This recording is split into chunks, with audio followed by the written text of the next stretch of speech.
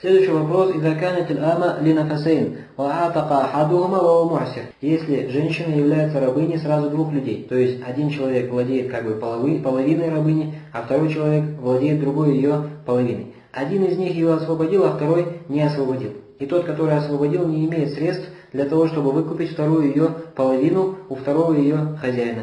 То можно ли сказать этим самым, то есть после того, как она стала полусвободной, полурабыней, что ей также дается право на расторжение брака с ее мужем? Говорит мазхаб Шафи ва Ахмад фи ривая ан ла хияра лаха. Первое мнение в этом вопросе, это мнение имама Шафи, а также имама Ахмада в одном из риваятов от него, то, что ей такое право не дается. «Лянна лейсат хурра, камиля аль-хуррия», потому что она не является свободной так, что ее свобода полноценная. «Ван-набию саллаллаху алейхи вассалям азбат аль-хияр лиман камуля лаха аль-хуррия». А пророк саллаллаху алейхи вассалям дал право выбора только такой женщине, которая стала свободной полностью. «Ван Ахмад ривая анна лаха аль-хияр». И второе мнение в этом вопросе, это второй риваят от имама Ахмада, который сказал то, что ей такое право дается даже в этом случае. «Лянна акмаль мин аль-абд», потому что она стала более полноценной, чем раб. «Фаинна тариф ва турат», потому что она наследует, и от нее также наследует. «Ва тахджиб бикадри ма фиа мин или тахджиб бикадри ма фиа мин аль-хуррия». И она может перекрывать в наследстве других наследников в зависимости от,